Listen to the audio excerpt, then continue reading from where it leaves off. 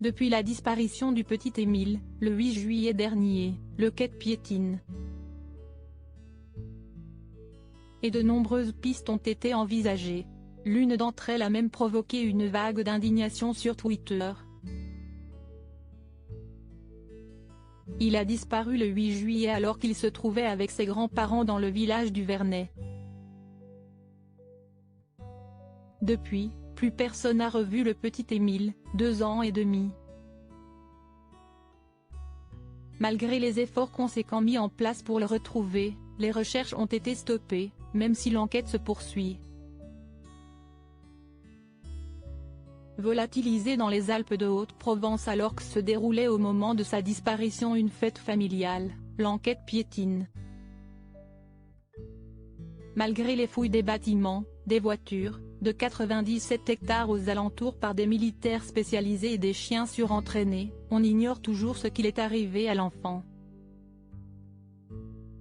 Depuis le début, de nombreuses pistes ont cependant été étudiées, et l'une d'entre elles a provoqué une vive indignation sur les réseaux sociaux, jugée totalement hors de propos. En effet, toutes les pistes semblent avoir été jusqu'ici évoquées, tant le mystère reste entier. Ainsi, les médias se sont fait l'écho d'hypothèses diverses comme un homicide, un enlèvement, l'attaque d'un loup, mais aussi un enlèvement par un oiseau, comme rapporté par BFM TV. Une piste qui a soulevé la toile. Quand je vois les enquêteurs pour le petit Émile dire qu'ils pensent à un enlèvement par un oiseau. Un oiseau bordel de merde. Dans quel monde vit-on? Il doit vraiment être musclé et gros l'oiseau qui a kidnappé le petit Émile. Ils nous prennent vraiment pour des cons, je crois, une fugue ou enlevée par un oiseau, il carbure à quoi le maire?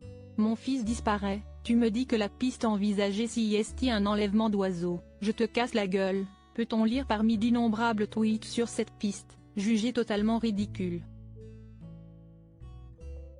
Où en est l'enquête 10 jours après la disparition? Alors que l'attaque d'animaux semble avoir été écartée, tout comme la chute dans un précipice aux alentours, les 25 gendarmes qui travaillent sur l'affaire continuent d'avancer et ne peuvent se fermer à aucune piste. Désormais, il s'agit de se lancer dans un travail de grande ampleur, recouper les témoignages avec le bornage des téléphones qui étaient présents dans le village pendant le week-end et surveiller les données des opérateurs, désormais au niveau national.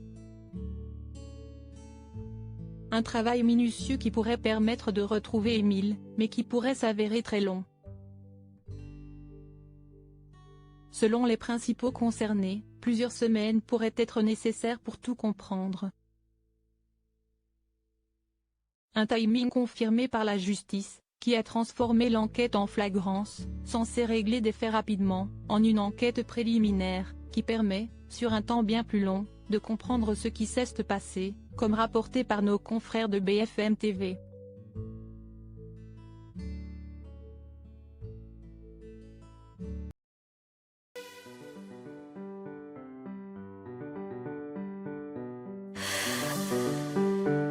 나